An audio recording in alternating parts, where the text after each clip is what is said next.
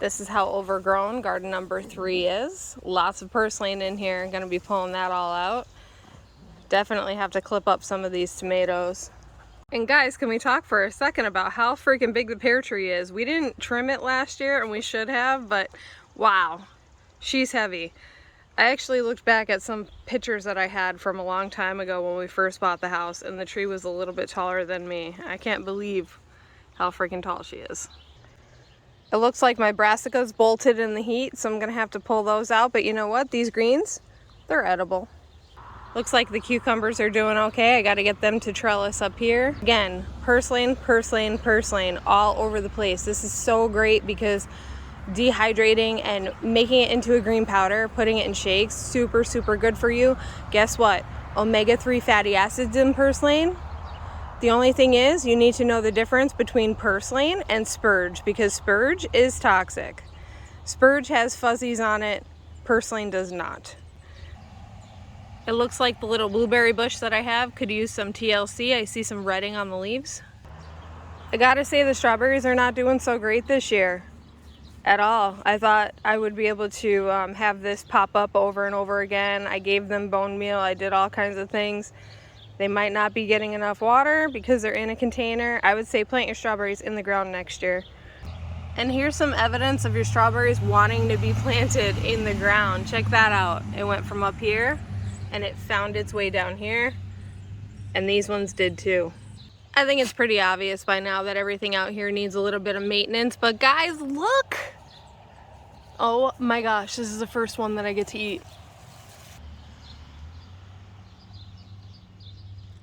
Yes, I love having food right in the yard. And I love that this thing just keeps on throwing more vines out because that was delicious. Looks like the squirrels got my pollinator home. I'm gonna have to fix that up, but check out these wildflowers. Oh my, how beautiful. Hey Moon Farm, I found your favorite flower. Would you like me to send you some? It looks like the lemon balm is going to flower. And I'm okay with that because this comes up every year. It's a perennial.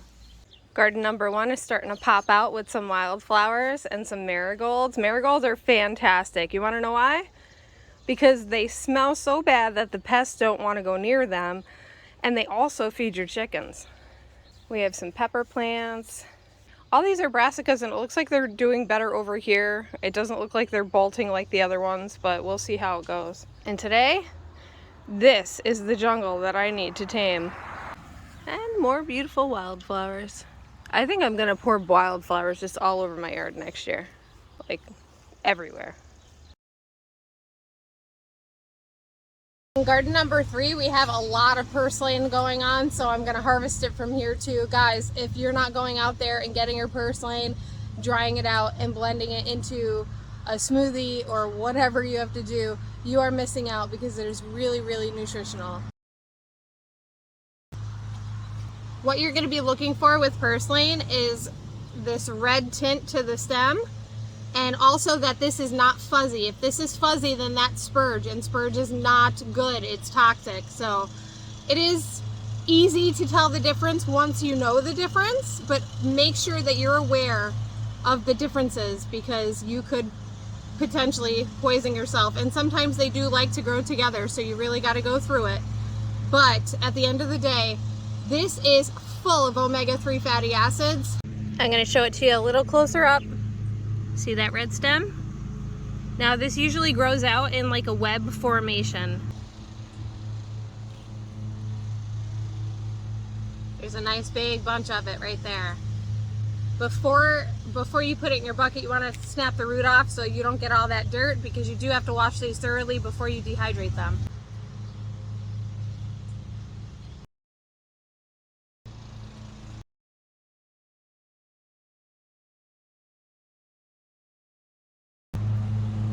Ah, he disappeared. I was gonna show you guys a bug that should not be on my plants, but he got away. Until next time.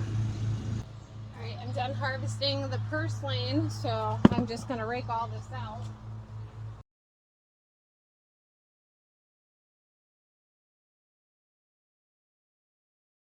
Now we're gonna tackle the overgrown tomato plant. Always start at the bottom.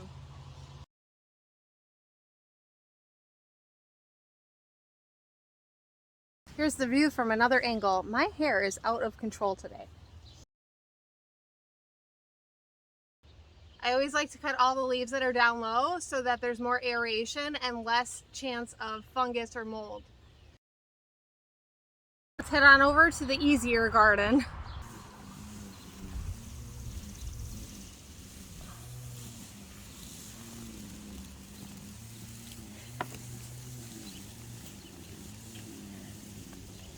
Look at that.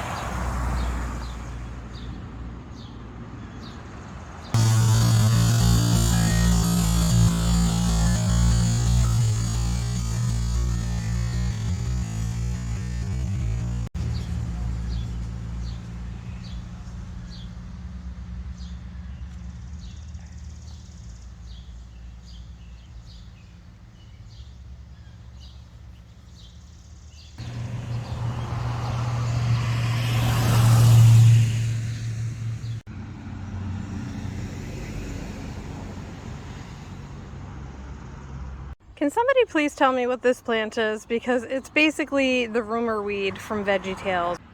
I don't know how to get rid of it, but it's everywhere. I don't know about you guys, but I love when I get useful volunteers. This was not planted here on purpose, but it looks great. So we're gonna give her a trim.